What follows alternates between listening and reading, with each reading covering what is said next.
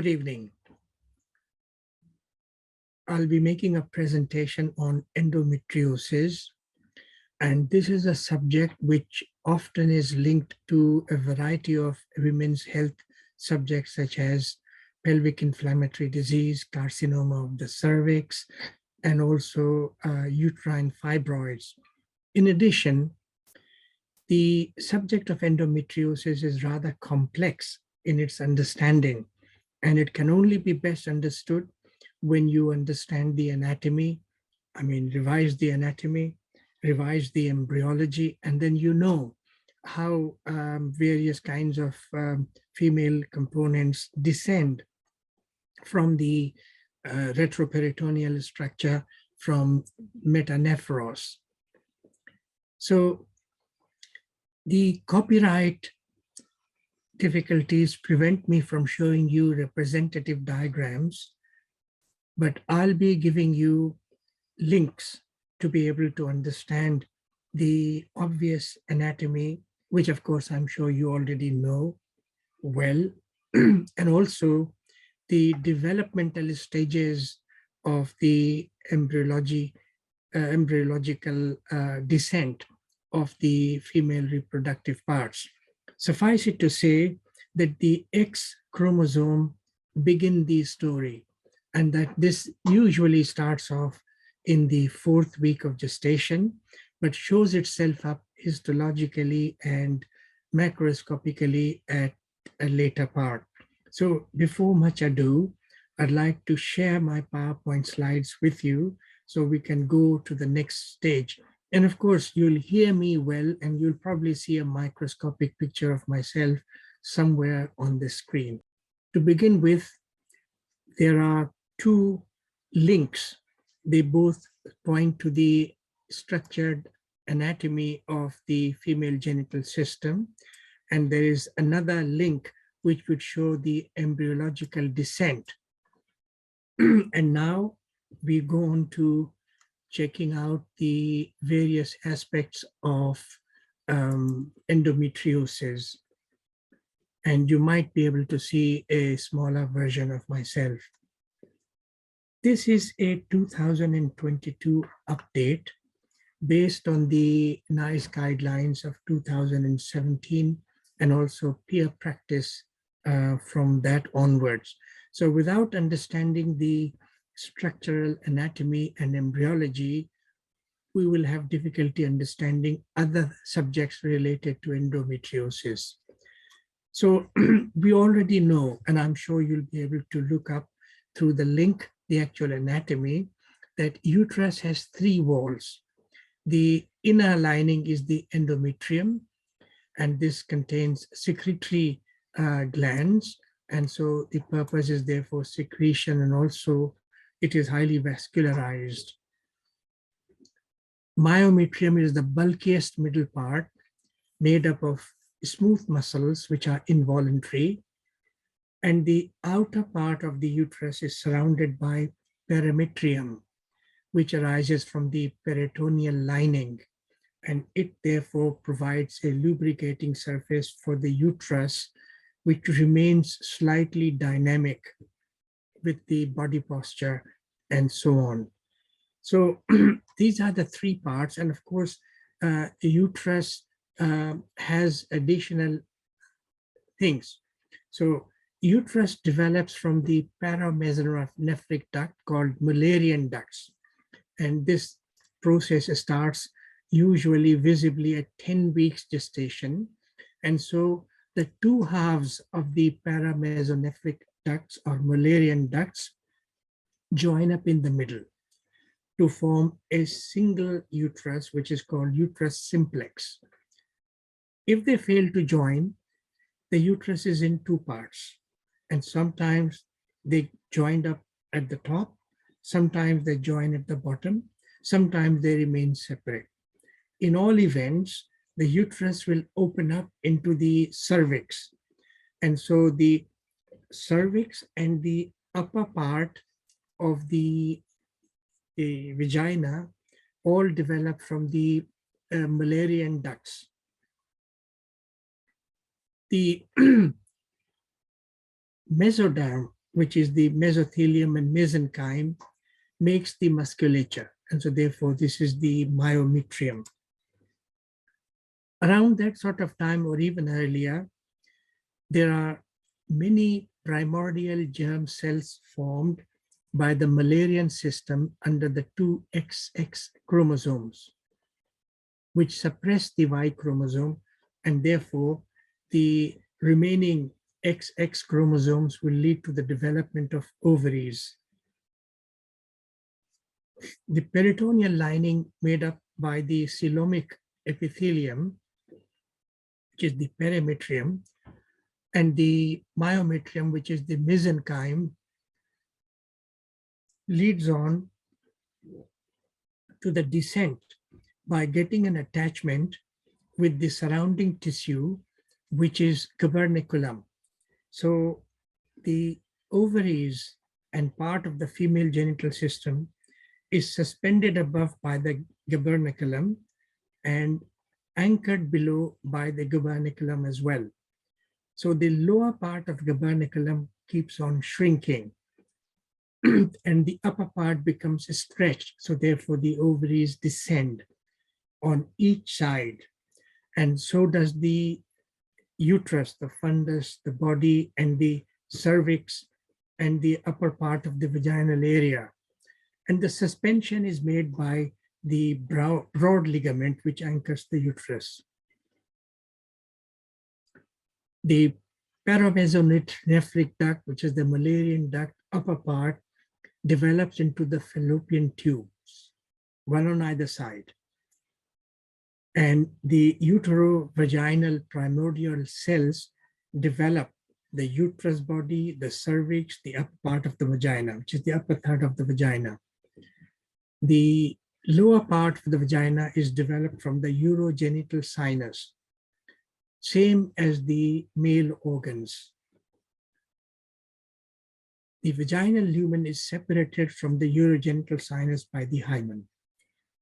I regret that a verbal explanation doesn't make much sense as far as revision is concerned. A quick look at the developmental anatomy and embryology will show you exactly what I'm talking about. So, when does the process start? Having said that, visibly, it's apparent in the 4th week, but actually in the 4th week of gestation, primordial germ cells show up. In the 5th week of gestation, they try and concentrate near the gonadal ridge or germinal ridge. At 6th week, more primordial germ cells collect around the gonadal ridge. In the 7th week, by suppressing the Y chromosome and the Wolffian system, the gonads acquires either female or male characteristics. And in this case, the male aspect is suppressed morphologically. The external genitalia are similar in both sexes at this present time. In the 9th week, the external genitalia begin to differentiate. And so in the 10th week, the ovary is histologically identifiable. In the 12th week, the external genitalia are fully differentiated. In the 16th week, the cortical cords break up into the isolated cell clusters, and these are primordial follicles. And so they lead to development of eggs, which is primary oocytes. Before birth, about 2 million oogonias or primary oocytes develop through enlargement. So it's these many reserves which constitute the female reproductive system.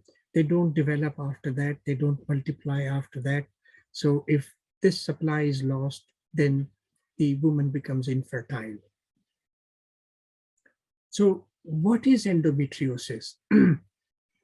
Endometriosis, by its relationship with endometrium, is endometrium-like tissue which grows ectopically, not as the inner lining of the uterus, but it could be on the ovaries, fallopian tube, or in the tissues lining the pelvis. Rarely, endometrial tissue, which is ectopic, may be found in the extra pelvic locations as well. In normal menstruation, the endometrium goes through change, leading to its shedding with bleeding cyclically under hormonal influence. Similarly, with endometriosis, the endometrial ectopic tissue thickens by cellular glandular growth, breaks down, and then the arteries become disrupted, communications are lost, and with each menstrual cycle, there is bleeding, which rejects and expels the uterine menstruation. This is what happens in terms of in the uterus and when the endometrium bleeds.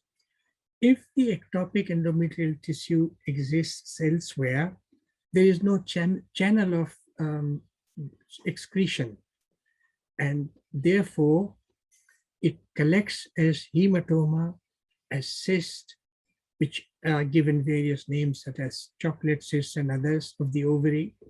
It could form a irritating mass, and the surrounding tissue may become a scar tissue and causing adhesions, such as adhesions of the fallopian tube if the ectopic endometrium is within or around or outside, and therefore the smooth tube-like structure changes to a kinked structure, and therefore it would cause bleeding. And at the same time, it would cause mechanical irritation. And so the whole process would be like severe dysmenorrhea, except that there is no visible excessive bleeding. However, the bleeding takes place elsewhere. So endometriosis is a painful disorder, dysmenorrhea, in ectopic endometrium-like tissues. So what would be the common symptoms of endometriosis? So the common symptoms are pelvic pains. It is difficult to describe in a cramp-like vaginal uterus pain, and the patient would describe it as their worst possible period. And when this pain occurs cyclically, and when it persists in this cyclical form for more than 6 months, it's called chronic pelvic pains. The pain may precede or be present during the period, or it may outlast the period and additionally cause mechanical low back pain. Dyspareunia during or after sexual activity is quite common with endometriosis. Cyclical pelvic pain with bowel movements or urination is also common. Menorrhagia, which is excessive bleeding, possibly including the continuous part of the cycle or intermenstrual bleeding in any phase.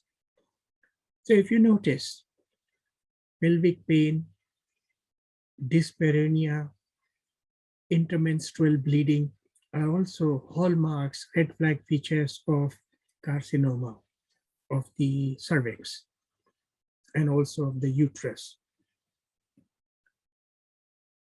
Failed pregnancy or infertility is also a common feature of endometriosis. In some cases, the symptoms are minimal, and the periods, though within the ectopic endometrium occur, they are so small and limited that patients are completely unaware, and the first revelation is failure to conceive. And when infertility is investigated, endometriosis comes to light in some patients. There are some other signs and symptoms such as constitutional symptoms such as fatigue, diarrhea, constipation, bloating, nausea, or of course, uh, dizziness, giddiness. And some of these features are very similar to those of IBS. Let us talk now about what could be the reasons behind endometriosis. So firstly, there is agreement that there is no exact and reliable cause known. So what are the theories? Retrograde menstruation. And in this case, the menstrual blood containing endometrial cells flows back from the uterus along the fallopian tube and into the pelvic cavity. And then it becomes implanted and it starts to grow and continues to thicken and bleed over the course of each menstrual cycle. So you also see such a condition when a woman has undergone hysterectomy.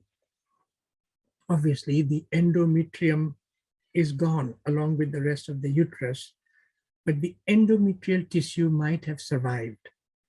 And if so, it will continue to produce cyclical symptoms as it was producing when the uterus was intact. Sometimes the peritoneal or visceral cells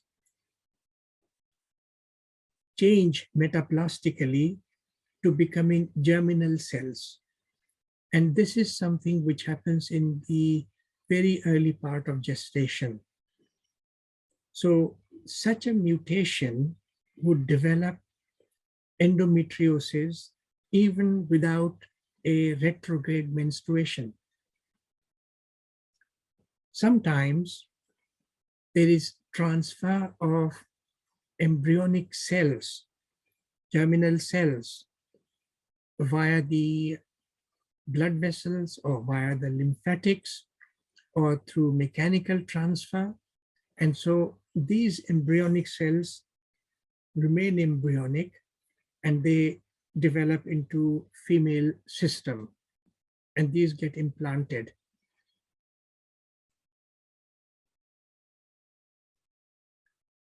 Then when hysterectomy is done or a cesarean section is done, it is possible that the endometrial cells may attach themselves to a surgical incision.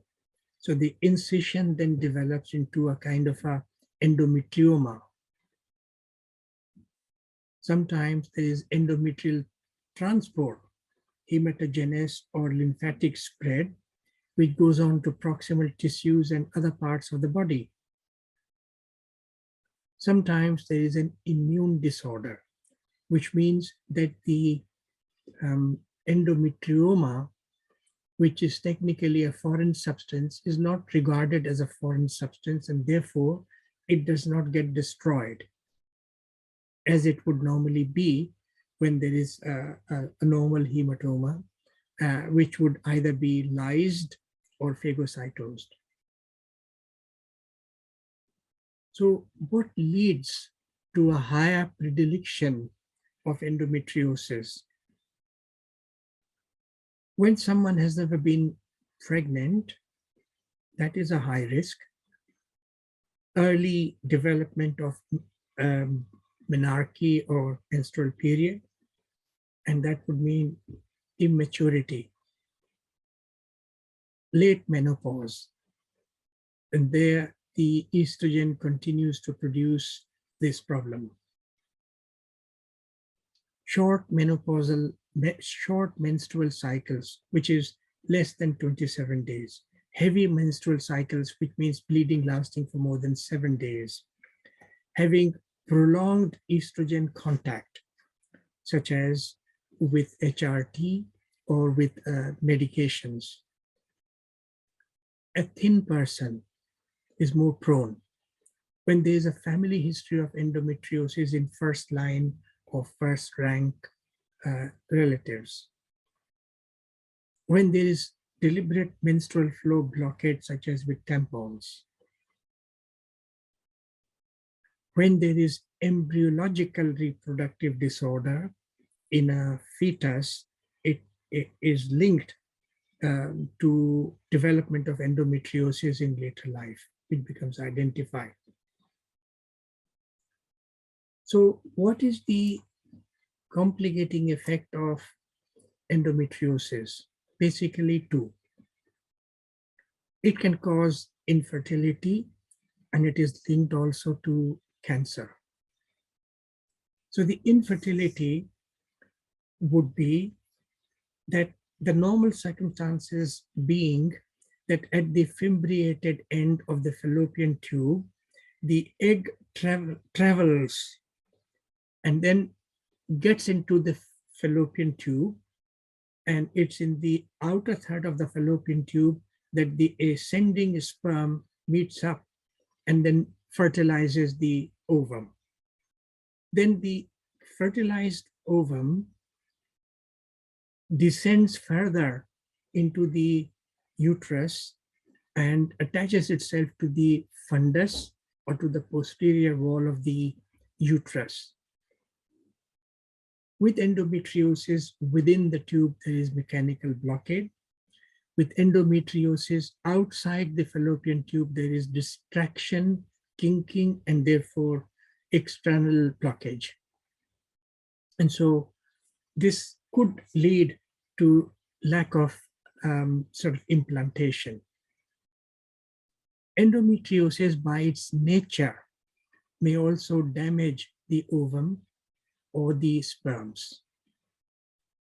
And so therefore, there would be issues where some people would develop pregnancy, and then obviously they don't proceed further. A common advice given to someone who is assisted with the endometriosis for fertility to have more pregnancies one after the other, to familiarize the system and for the system to work properly. This is the common advice given to patients who undergo assisted infertility, and almost like 50% people have infertility with endometriosis. No one knows why the incidence of cervical cancer is increased with endometriosis, but no doubt, since there is an estrogenic influence, it is very likely that that is the reason for the increased risk of estrogen-dependent cancer in the ovaries. However, endometriosis-associated adenocarcinoma can also develop in the patient if they have endometriosis. The diagnosis of endometriosis. You would need to do history, examination, investigations, procedures. So taking a proper history would mean that this is a young patient in the premenopausal age group with chronic pelvic pain, suffering from dysmenorrhea, dyspareunia, cyclical or intermenstrual bleeding, and GIT and urinary symptoms with infertility. These are the main salient historical findings. We need to document and bear in mind that dysmenorrhea, menorrhagia, pelvic pain, intermenstrual bleeding are also symptoms of cancer. In doing examination with chaperone, obviously, abdominal examination will reveal an abdominal mass, enlarged uterus felt from per abdomen, and pelvic examination which lead to rigidity of the organ. Remembering that the uterus is mobile towards the front or towards the back, basically because the upper part of the cervix is literally fixed. And so the uterus bends forward or bends upward on that axis. So a pelvic examination or a bimanual examination can show reduced uterus mobility, its enlargement, if there is tenderness, if there is nodularity felt in the posterior vaginal fornix. And of course, it would show visible vaginal endometriosis, sometimes extruding from the cervical canal as well. A key factor in the assessment is if the symptoms are suggestive of endometriosis and physical findings are negative, you don't exclude endometriosis. You go on to relying more on the investigations next.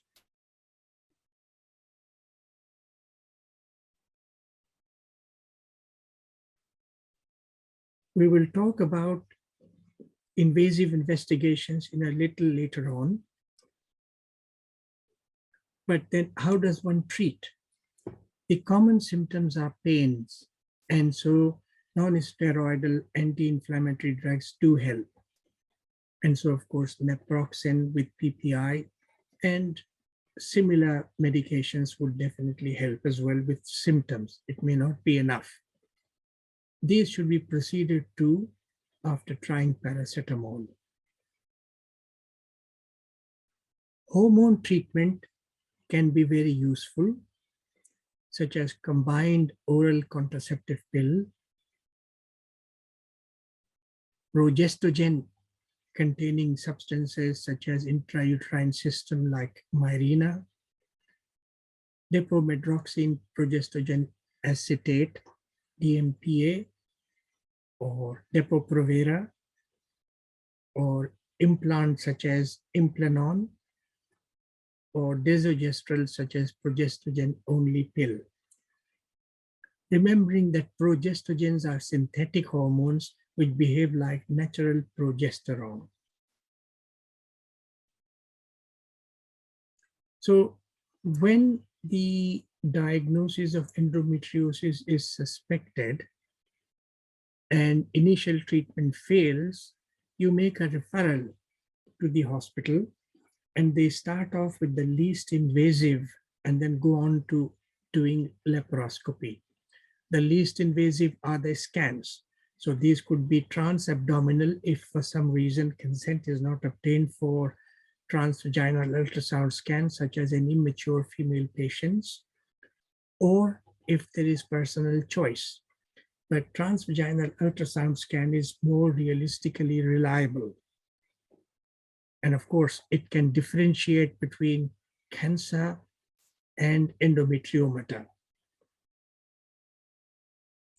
So in doing transabdominal ultrasound scan, if the level of suspicion is high, and even if the transvaginal ultrasound scan is normal, you proceed to laparoscopy. This is the gold standard. If laparoscopy, transvaginal ultrasound scan are both normal, then you need to reassure the patient that she does not have endometriosis and that she would need to remain under a follow-up because she could develop it later, or that it has been a case where it is not enough to come up on the tests. Some doctors generally do CA-125 markers, and it is usually raised both in endometriosis and also in cancer of the ovaries. So in cancer of the ovaries, the main reason is to check extension of cancer. In the same way, after hysterectomy, if the CA-125 is high and cancer is excluded, then obviously it shows extensive ectopic endometriosis somewhere. So the aim of the treatment, as described by NICE, is to stop the production of estrogen. So how does one do that? One does it by combined oral contraceptive pill, which has both the estrogenic as well as prostrogenic influence, but it prevents ovulation. That means it prevents the development and discharge of the ovum into a free space. So if there is no ovum, there will be no estrogenic activity. It is usually 99% successful in preventing pregnancy, but it also does that by thickening the mucus. And it thins the endometrium. So if the endometrium is thinned and the mucus is thick, it is possibly something which will prevent the symptomatology of endometriosis. The progestogen, as we described earlier, the progestogen is the synthetic version, and it prevents endometriomata. DMPA, norethisterone, dihydrogesterone, Depo-Provera are examples of progestogen. Gonadotrophic release hormone. These can cause temporary menopause, followed by surgery. And the examples of GnRH are Gozerlin and Zoladex, and also leuprolide, which is the other name for Prostat. So these are the common types of GnRH that we use. Testosterone derivatives such as danazol and gestrionone can also be used to suppress estrogen.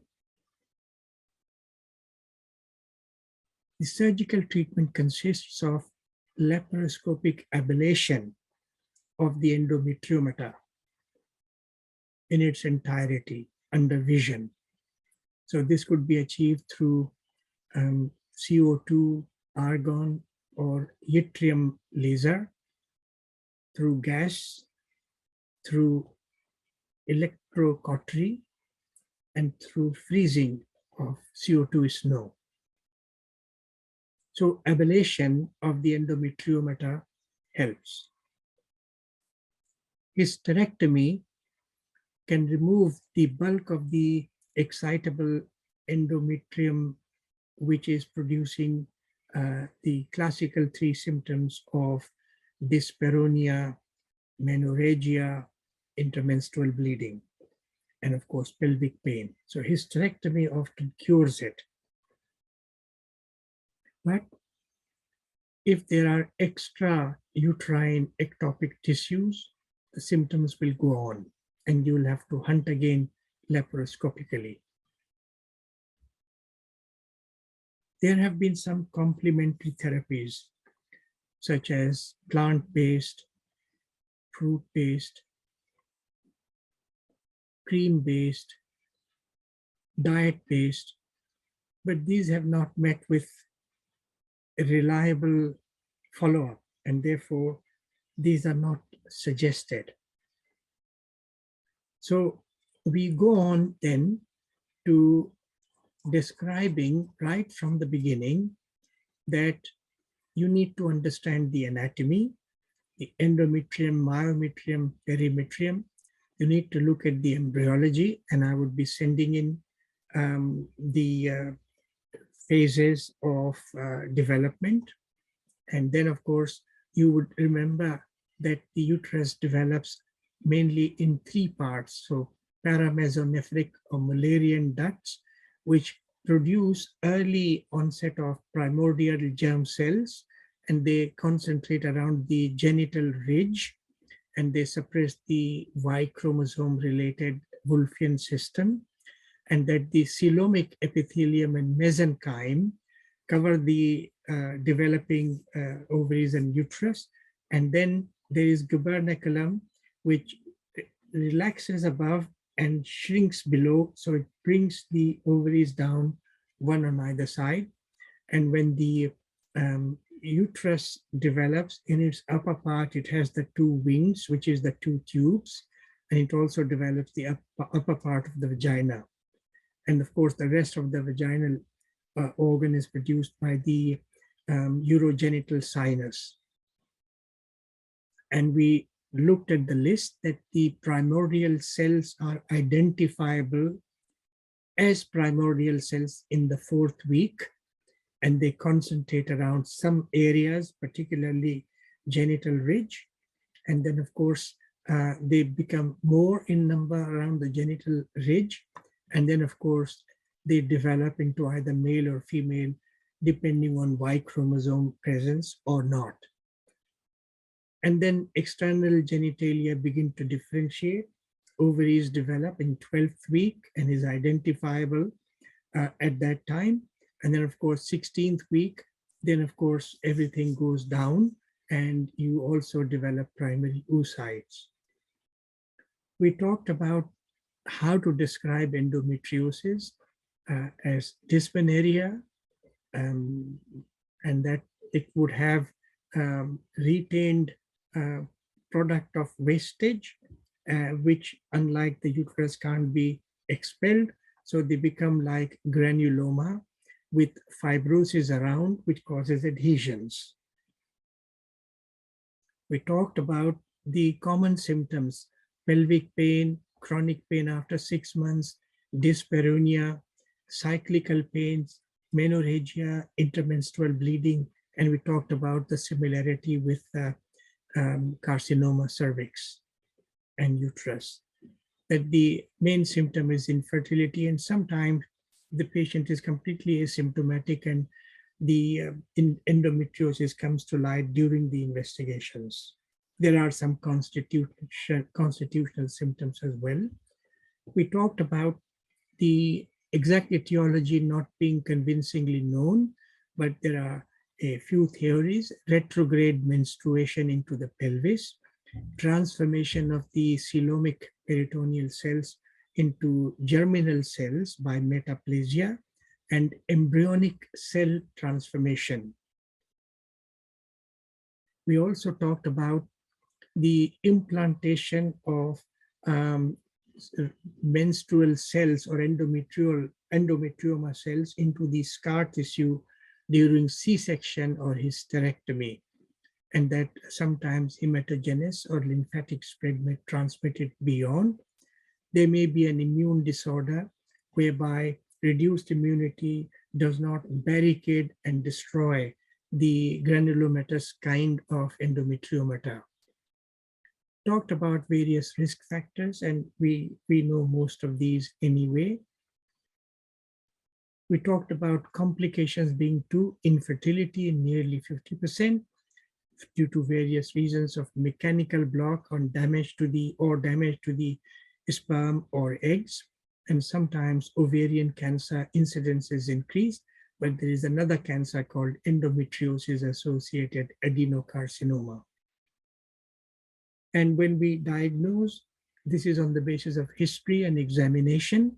And the examination would be general abdominal, and also it would be hematological as well, and biochemistry, and followed by specific investigations. And of course, the primary treatment of symptom control is through NSAID with PPI or hormone treatment, and this will be described it later in the hospital treatment. So the secondary care management is least invasive first, such as investigations with scans, then laparoscopy, and we mentioned the value of transvaginal ultrasound scan, and then of course laparoscopy being the gold standard. And if both the laparoscopy is normal and TV ultrasound scan is normal, then we reassure the patient that there is no endometriosis. CA125 is indistinctly increased both with cancer as well as endometriosis. And we talked in specific terms about anti-estrogenic nature of the treatment, or proestrogen increasing sort of levels to produce symptom control and preventing this. We talked about various kinds of hormone contraceptives helping with endometriosis, and gonadotropin release hormone, which can produce temporary menopausal state by using gozerlin and zoladex and Prostat. Testosterone is now old-fashioned, but it is still used. Surgical treatment is gold standard laparoscopic ablation using laser, gas, electric, or freezing, hysterectomy, and managing complications. And we mentioned that NICE has no views but does not entirely support complementary therapies. So we have talked a lot about endometriosis. And as I mentioned at the very outset, please revise your structural anatomy and also your embryological anatomy. And that would greatly help with the identification of ovarian descent and whether there are any abnormal leftover vestigial parts of the ovarian system or female system, such as appendix of hydatid of Morgagni and so on. And in this way, because of copyright issues, I have mentioned that I would like to show you sort of say a word-based document, and that word-based document will probably be revising your knowledge about anatomy and embryology to be able to understand the rest of the presentation. I hope you have found it useful, and I wish you good luck. And then do remember this when you are reading about pelvic inflammatory disease, carcinoma cervix, carcinoma uterus, fibroid, and so on and so forth. And therefore, this revision probably would be helpful in that as well. Thank you very much.